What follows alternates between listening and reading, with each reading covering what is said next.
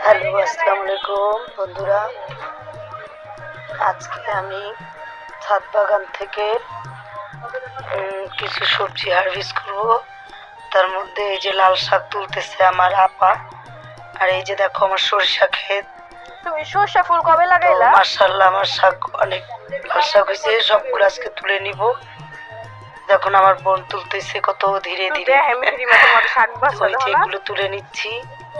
আর এই সাইডে মূলার শাক আছে, সেগুলো আজকে তুলে নিব। তো অপেক্ষা থাকো।